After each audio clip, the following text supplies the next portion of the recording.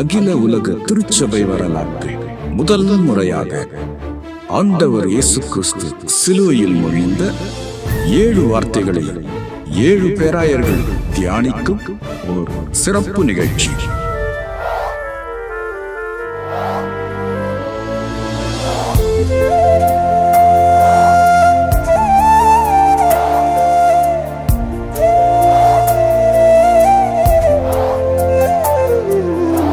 நமது மெய்ப்பனின் குரல் YouTube channel மற்றும் மெய்ப்பனின் குரல் முகநூலில் ஒளிபரப்பாகும் திருமறை தீபங்கள் நிகழ்ச்சியில் நாளை புனித வெள்ளியன்று காலை 6 மணிக்கு காண தவறாதீர்கள்.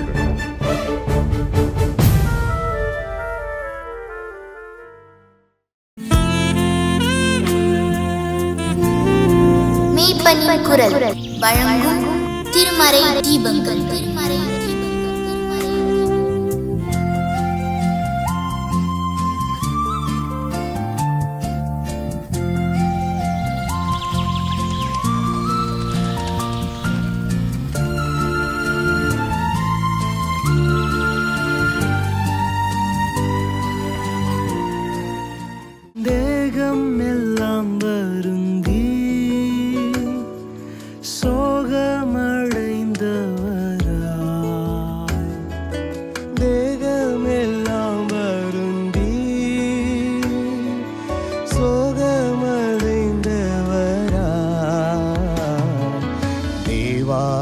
தேவன் ஏக சுதன் பாடும் பாடுகள் எனக்காயே.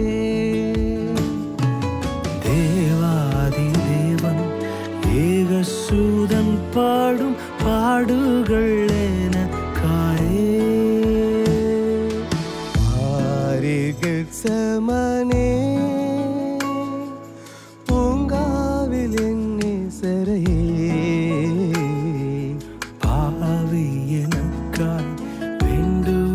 செய்திடும் சத்தம் தோணித்திடுதே. பாவி எனக்காய் வேண்டுதல் செய்திடும் சத்தம் தோணித்திடுதே.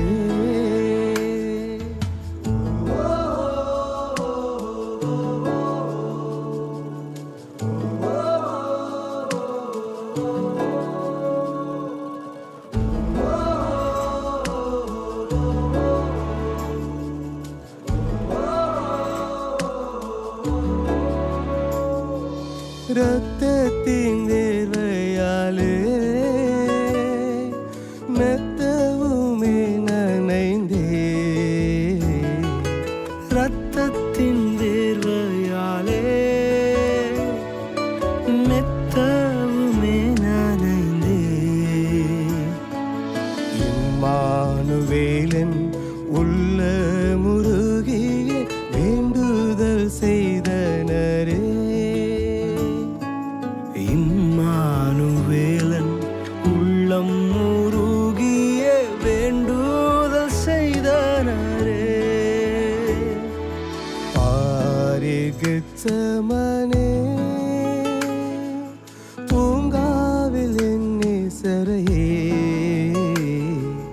பாவி எனக்காய் வேண்டுதல் செய்திடும் சத்தம் தோணித்திடுதே.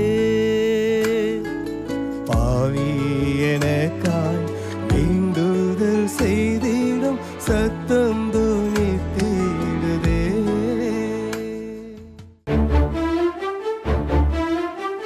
அகில உலக திருச்சபை வரலாற்றில் முதல் முறையாக ஆண்டவர் இயேசு கிறிஸ்து சிலுவையில் மொழிந்த 7 வார்த்தைகளை 7 பேராயர்கள் தியானிக்கும் ஒரு சிறப்பு நிகழ்ச்சி.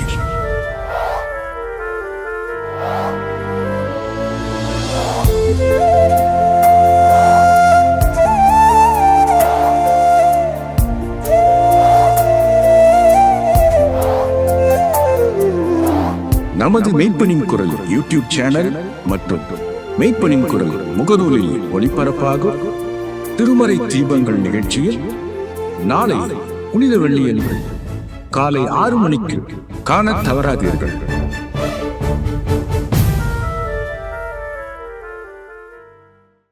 ஜெபிப்போம். அன்பின் தந்தையே, இந்த வியாகுலவியாழன் வழிபாட்டிலே நாங்கள் பங்கேற்பதற்காகவும் ஊடகங்கள் வழியாக இறைச்செய்தியிலே பங்கேற்பதற்காக நன்றி சொல்லுகிறோம். இத்தகைய ஒழுங்கினை நாங்கள் பெற்றிருப்பதற்காக போற்றுகின்றோம். வரலாற்று சிறப்புமிக்க பெரிய கட்டளை பெற்றுக்கொண்ட இந்த நாளிலே இறைவார்த்தை வழியாக எங்களுடைய இருநம்பிக்கை புதுப்பித்துக் கொள்ள கிருபையாகிறோம். இறைமகன் இயேசு கிறிஸ்துவா ஜெபிக்கிறோம். தாயும் தந்தையுமாய் கடவுளே, ஆமென். ஆண்டவராக இயேசு கிறிஸ்துடைய திருப்பெயரிலே யாவருக்கும் வாழ்த்துக்களை தெரிவித்துக் கொள்கிறோம். இந்த வாய்ப்பினை எனக்கு அருளிய அருமை நண்பர் பேராயர் கனடிய அவர்களுக்கு நான் நன்றிகளை தெரிவித்துக் கொள்வதிலே மகிழ்ச்சி அடைகின்றேன். வியாகுல வியாழன் அன்று மாபெரும் கட்டளையை ஆண்டவராய் இயேசு கிறிஸ்து வழங்கியதை நாம் நினைவு கூறுகின்றோம். இந்த நாளிலே இஸ்ரேல் முழுவதும் இருக்கின்ற மக்கள், உலகமெங்கும் இருக்கின்ற மக்கள் தங்களுடைய விடுதலை நாளை கொண்டாடி வருகிறார்கள். அப்படி அடிமைத்தனத்திலிருந்து விடுவிக்கப்பட்ட நாளை கொண்டாடுகின்ற வேளையிலே விடுதலைக்கு காரணமாக இருக்கின்ற இயேசுவை கொலை செய்ய ஒரு சிறிய கூட்டம் தன்னுடைய திட்டத்தை நிறைவேற்றி வருகிறது. ஒருபுறம் வரலாற்று சிறப்புக்கு நாளை அவர்கள் கொண்டாட ஆயத்தப்படுகிறார்கள் வியாகுல வியாழன் மாலையிலே. இன்னொரு புறம் கட்டளைகளெல்லாம் நிறைவேற்றி வருகின்ற புதிய கண்ணோக்கத்திலே இறை சட்டங்களை விலக்கி வந்த ஆண்டவரை எதிரியாக கருதி அவரை கொலை செய்ய திட்டமிட்டு அதை நிறைவேற்றுகின்ற வகையிலே மும்முரமாக செயல்பட்டு வருகின்றார்கள். அந்த நேரத்தில் ஆண்டவர் தனக்கு இருக்கின்ற துயரமான அந்த நேரத்திலே அவர் ஒரு புதிய கட்டளையை தன்னோடு 3 ஆண்டுகள் பயணம் செய்திருக்கின்ற சீடர்களுக்கு அவை வழங்குகின்றார். இஸ்ரேல் மக்களுடைய விழாவையே, பாஸ்கா விழாவையே எந்த செலவும் இல்லாமல் ஒரு புதிய முறையிலே ஆண்டவர் அந்த விழாவை கொண்டாடி கடவுளுக்கு நன்றி செலுத்துகின்றார். எனவே இந்த நாள் யூகரிஸ்டோ என்று அழைக்கப்படுகின்ற நன்றி செலுத்துதல் நாளாக அமைகிறது. எதற்கு நன்றி என்றால், அடிமைத்தனத்திலிருந்து மக்களை கடவுள் விடுவித்தார், அவருக்கு நன்றி. இஸ்ரேல் மக்கள் கொண்டாடுகின்ற 3 முக்கிய பண்டிகைகளிலே பாஸ்கா பண்டிகை 1. எனவே இயேசு கிறிஸ்து யூத மக்களை போன்றே நன்றி உள்ளவராக அந்த விழாவை கொண்டாடுகின்றார். ஆனால் இஸ்ரேல் மக்கள் அதிகமாக பணம் செலவழித்து கொண்டாடுகின்ற விழாவாக இல்லாமல் ஒரு எளிமையான முறையிலே அந்த விழாவை கொண்டாடுகின்றார். முதல் இந்த பாஸ்கா பண்டிகை கொண்டாடப்பட்ட அந்த நாளிலே, அது எகிப்திலே அது துவக்கப்பட்டது. ஆடு பலியிடப்படுதல், இரத்தத்தை பயன்படுத்துதல் என்ற ஒரு விழாவாக இருந்திருக்கிறது. ஆண்டவர் இப்பொழுது தனது இரத்தத்தை முன்வைக்கின்றார். ஆடுகளின் இரத்தம் அல்ல, தனது இரத்தம். அதற்கு அடையாளமாக திராட்சரசத்தை தன் இரத்தமாக அறிவிக்கின்றார். கோதுமையால் செய்யப்பட்ட அப்பத்தை தன் சரீரமாக சொல்லுகின்றார். ஜெர்மன் நாட்டிலே ஒரு பெரிய ஆலயத்திலே நுழைவாசலிலே அந்த மரத்தாலான கதவு 4 பகுதியாக பிரிக்கப்பட்டிருக்கிறது. அந்த 4 பகுதியிலும் புதிய ஏற்பாட்டு 4 நிகழ்வுகள் செதுக்கப்பட்டிருக்கின்றன. ஒன்று 6 கற்சாடிகள், இன்னொன்று 5 அப்பம் 2 மீன்கள், மூன்றாவது 12 சீடர்கள் இயேசு கிறிஸ்து, 4வது எம்பாவூர் சீடர்கள் இயேசு கிறிஸ்து. இதை ஏன் அந்த பெரிய ஆலயத்தின் நுழைவாசல் இருக்கின்ற கதவிலே அதை செதுக்கி வைத்திருக்கிறார்கள் என்றால், ஆலயத்தில் உள்ள இறைமக்கள், ஆலயத்திற்கு வருகின்றவர்கள், ஆலயத்தை வாசல் நுழைகின்றவர்கள், இந்த 3 நிகழ்வுகளையும் மனதிலே வைத்தல் வேண்டும். அதாவது திருவிருந்து, நற்கருணை, ராபோஜனம் என்று அழைக்கப்படுகின்ற ஆண்டவரால் உருவாக்கப்பட்ட இந்த பெரிய கட்டளை என்பது முன்கூட்டியே அவைகள் ஆண்டவரால் ஆங்காங்கே நடத்தப்பட்டன. 6 கற்சாடிகள் தண்ணீர் திராட்சரசமாக மாறியது. 5 அப்பம் 2 மீன் 5000 பேருக்கு பகிரப்பட்டது. அதை ஆண்டவர் வியாழன் மாலையிலே முறைப்படி அது உருவாக்குகிறார். பிறகு உயிர் தெழுந்த நாளிலே எம்மாவு சீடரோடு சேர்ந்து அதை கொண்டாடுகின்றார். எனவே இவை அனைத்தும் நாம் ஒருங்கே புரிந்து கொள்ள வேண்டும் என்று அந்த மரத்தாலான 4 நிகழ்வுகள் நினைப்பூட்டுகின்றன.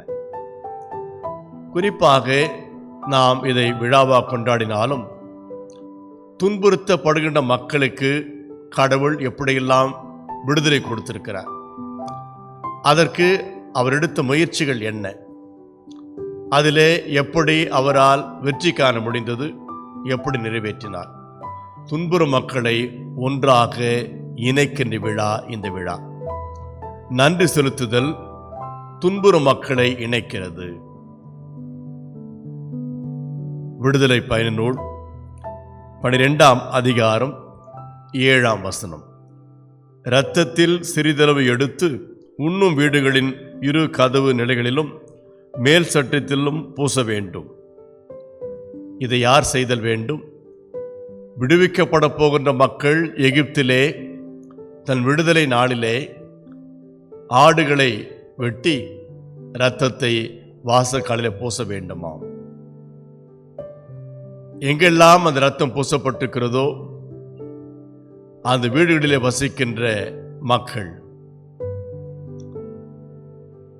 ஆண்டவர் கடந்து போகின்ற பொழுது காப்பாற்றப்படுவார்கள். அந்த இரத்தம் பூசப்படாத, அந்த அடையாளம் இல்லாத கதவுகள், வாசக்கால் வீடுகளிலே அழிவு உண்டு. துன்புறுத்துகின்ற மக்கள் அழிக்கப்படுகிறார்கள். அது கடைசியான ஒரு செய்தியாக பார்க்கின்றோம். 10 வாதைகள் இருக்கிறது. ஆண்டவர் எடுப்பிலேயே துன்புறுத்துகின்ற மக்களை கொலை செய்யவில்லை. அவர்கள் மனம் மாற வாய்ப்பு கொடுத்து கொண்டே இருந்தார். கடைசி வரை நாட்டின் அரசன் மனம் மாறவில்லை. ஆனால் இந்த பாஸ்கா விழா துவக்கப்பட்ட கொண்டாடப்படுகிற வேளையிலே இஸ்ரேல் மக்கள் அடிமையிலாக இருந்தவர்கள் விடுவிக்கப்படுகிறார்கள்.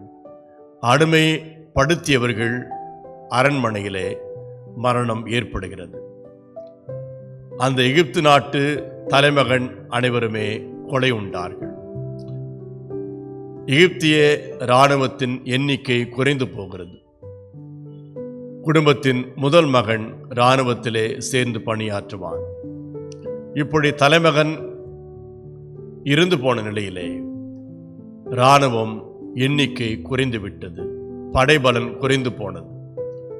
தொடர்ந்து அங்கிருந்து விடுதலையாக்கப்பட்டு பலஸ்தீனத்தை நோக்கி பயணிக்கின்ற இந்த எபிரேய மக்கள், இந்த யூத மக்கள், உடன் செல்கின்ற மக்கள் யாவரும் காப்பாற்றப்படுகிறார்கள். ஏனென்றால் இராணுவம் குன்றி போனது. கடவுளுடைய வலிமை பாதிக்கப்பட்ட மக்களோடு இருக்கிறது. எனவே இந்த நாள் நற்கருணை என்பது அடிமைத்தனத்தை அழிக்கின்ற நாள்.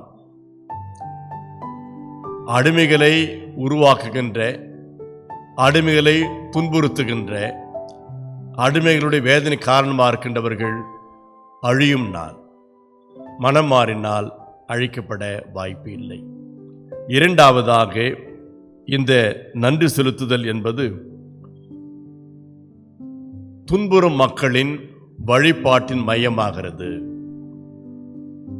சிலுவையில் அறையுண்ட ஆண்டவர் அடக்கம் செய்யப்பட்டு உயிரோடு எழுந்த பிறகு பெரிய மாற்றங்கள் அங்கு திருச்சபைக்குள் வருகிறது. அவர்கள் இல்லங்களிலே கூடி அப்பத்தை பிற்க ஆரம்பிக்கிறார்கள். இயேசு கிறிஸ்து உருவாக்கிய புதிய செயலை தினம் தினம் செய்கிறார்கள். திருமறையிலே பார்க்கின்றோம்.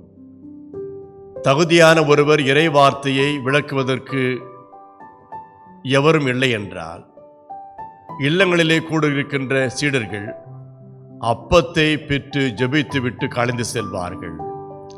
எனவே துன்புறுத்தப்படுகின்ற திருச்சபை இந்த அப்பத்தினாலே இணைக்கப்பட்டு தங்கள் வாழ்க்கையின் மையமாக்கி கொண்டது. இன்றைய நாட்களிலே ஒருவேளை இந்த திருவிருந்து தனிப்பட்டவர்கள் நம் திருப்தி கொடுக்கலாம், பயபக்தியோடு வந்து நாம் திருவிருந்திலே பங்கேற்கலாம். ஆனால் ஒன்று நாம் புரிந்து கொள்ள வேண்டும், நம் எல்லாரும் இணைக்கின்ற ஒன்று. பல்வேறு மொழியினர், பல்வேறு மரபு, பல்வேறு பின்னணியும் எல்லாரும் இணைக்கிறது.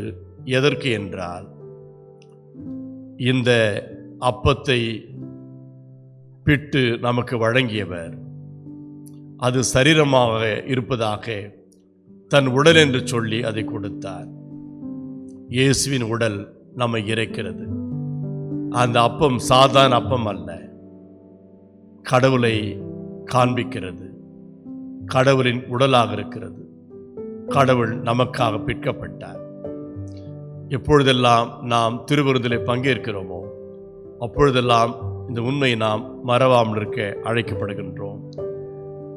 1 கொரிந்தியர் 11:26 ஆதலால் நீங்கள் இந்த அப்பத்தை உண்டு கிண்ணத்திலிருந்து பருகும்போதெல்லாம் ஆண்டுடைய சாவை அவர் வருமுறை அறிவிக்கிறீர்கள். நம்மை இணைக்கின்ற திருவிருந்து வழியாக நாம் உலகத்திற்கு ஒரு செய்தி வழங்குகின்றோம். எங்களுக்காக ஆண்டவர் இறந்தார். எனவே நாம் அப்பத்தை பெறுகின்ற பொழுது, இந்த திராட்சரசத்தை பெறுகின்ற பொழுது உலகத்திற்கு செய்தி வழங்குகின்றோம். சிலுவிலே இயேசு மரணத்தை சந்தித்தார். அவர் மீண்டும் வருவரை இந்த சத்தியத்தை நாம் சொல்லுகின்றோம். எனவே இந்த சத்தியம் 2000 ஆண்டுகளாக நினைவிலே வைக்கப்பட்டிருக்கிறது, பசுமையாக இருக்கிறது. உலகம் அதை உணர்ந்து வருகிறது. திருவிருந்து வழிபாட்டை பற்றி கேள்விப்படுகின்ற ஆண்டவர் அறியாதவர்கள், அப்பத்தையும் திராட்சரத்தையும் சாதாரணமாக எண்ணுகின்றவர்கள் ஒரு புதிய பாடத்தை கற்றுக்கொள்கிறார்கள். இது சாதாரண சரீரம் அல்ல, மீட்பின் அடையாளம். இரத்தம் சிந்துவது மூலமாக அந்த மீட்பானது உறுதி செய்யப்பட்டிருக்கிறது. அந்த வகையிலே இந்த செய்தியானதை நாம் இங்கு புரிந்து கொள்கின்றோம்.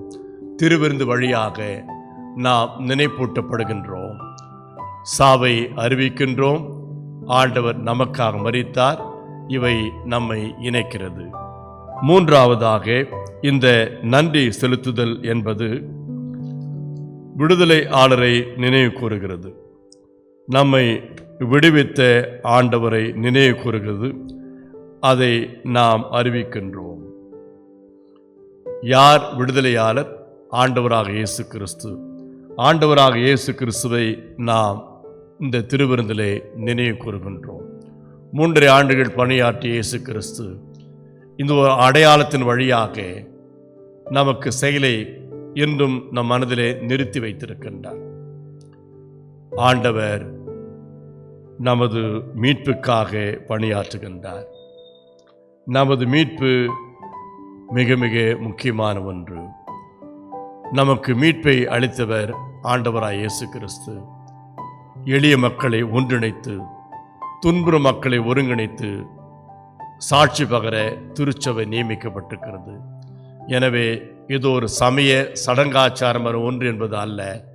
இந்த அப்பமும் திராட்சரசமும் ஆண்டவரின் உடலும் இரத்தமும் ஒரு சடங்காச்சாரமான ஒரு சமய வழிபாடு என்பது மட்டுமல்ல, வாழ்வின் அடையாளம். வாழ்வை நமக்கு வழங்குகின்ற ஒன்று.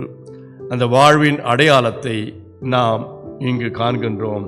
மார்க்கு 14ஆம் அதிகாரம் 24ஆம் வசனத்திலே, அப்பொழுது அவர் அவர்களிடம், இது எனது உடன்படிக்கையின் இரத்தம், பலருக்காக சிந்தப்படும் இரத்தம். இனிமேல் இறையாட்சி வரும் அந்நாளில் தான் நான் திராட்சை பழ ரசத்தை குடிப்பேன், அதுவரை ஒருபோதும் குடிக்க மாட்டேன் என உறுதியாக உங்களுக்கு சொல்கிறேன் என்றார். அவர்கள் புகழ்பாடல் பாடிவிட்டு ஒளியமலைக்கு சென்றார்கள். திருப்பாடல்கள் 113 முதல் 118 வரைக்கின்ற பகுதிகள் இந்த பாடலாக கருதப்படுகிறது. நாம் இதுவரை அப்பத்தை அன்றாட உணவாக இஸ்ரேல் மக்கள் பெற்றிருந்ததை பார்க்கின்றோம். திராட்சரசத்தை உணவாக தினமும் அவர்கள் பெறுவார்கள். தினமும் இஸ்ரேல் நாட்டிலே யூத மக்கள் இல்லங்களிலே கோதுமையினால் செய்யப்பட்ட அப்பமும் திராட்சரசமும் அன்றாட உணவாக ஏற்றுக்கொள்ளப்பட்டது. ஆனால் பெரியவியாளர் முதற்கொண்டு மாபெரும் உண்மையை அறிவிக்கிறது. இந்த தானியங்கள், இந்த உணவுகள் ஆண்டவரை அறிவிக்கிறது. ஏன் அறிவிக்கிறது? அவர் தனக்காக வாழவில்லை, பிறருக்காக பிற்கப்பட்டார்.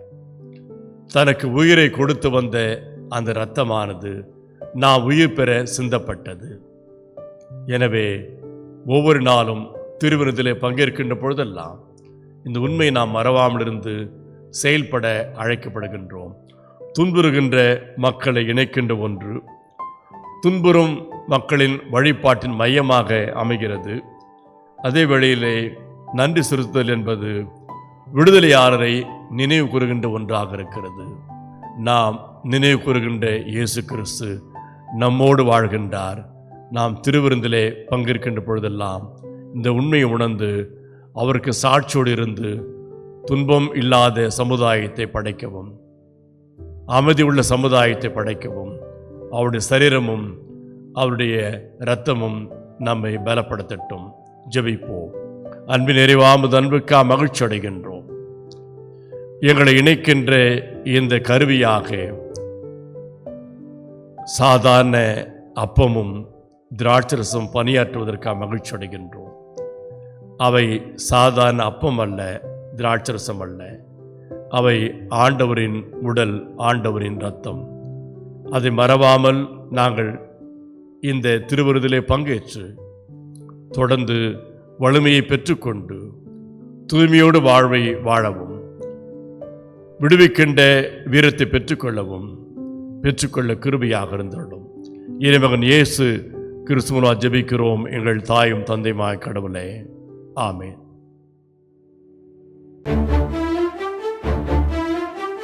அகில உலக திருச்சபை வரலாற்றில் முதல் முறையாக ஆண்டவர் இயேசு கிறிஸ்து சிலுவையில் மொழிந்த 7 வார்த்தைகளை 7 பேராயர்கள் தியானிக்கும் ஒரு சிறப்பு நிகழ்ச்சி.